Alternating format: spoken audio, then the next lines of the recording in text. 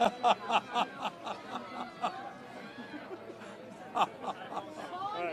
Good to go? Okay, everyone, we're going to get started. Good afternoon, everyone. It is a pleasure to be here at a picket with Starbucks workers like the ones on my right and the ones on my left. Workers who are braving the December cold and the much deeper chill of unfair labor practices in this city and across this country, and the fear that has come with that of union busting while they demand the better working conditions that they deserve. Like so many working people across this city, these are not demands of greed. These are demands for decency. These are workers who are simply being asked to be treated with the respect that they deserve. They're being asked that their labor be repaid in a manner that allows them to build a dignified life. And I joined them because I want to do everything that I can to show my solidarity, but also because I know that far too often the voices of everyday working people are not amplified with the volume that management so easily receives. So I want to share a few numbers with you here this afternoon, numbers that I hope will place this struggle into some sense of perspective. 36.2 billion. That is the amount of money that Starbucks made in revenue just last year. 95.8 million. That's the compensation package that Starbucks CEO Brian Niccol earned for 4 months of work last year. 6,666.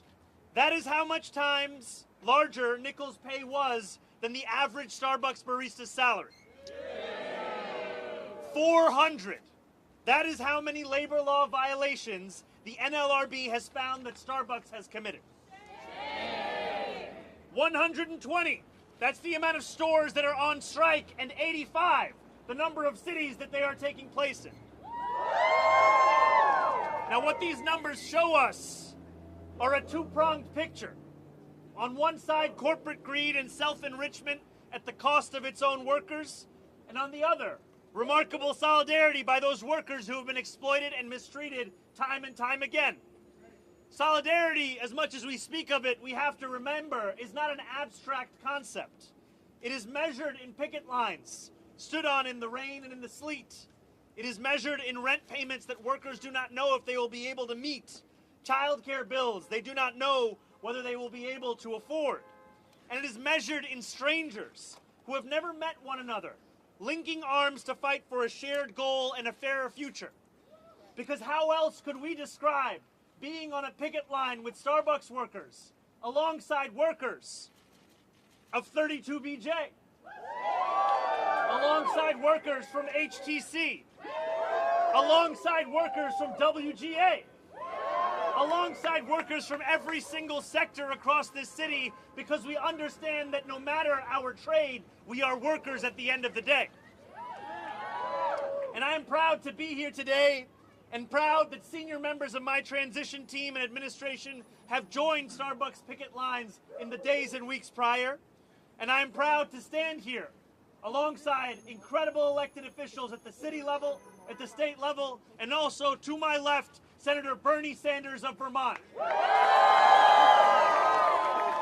Because all of us are united in the belief that we must build a New York where every worker can live a life of decency. We must build a New York where our words do not ring hollow as we say that this is a union town. And we must build a New York where the workers who power it are able to afford to live in it. Thank you so much. And now, Senator Bernie Sanders.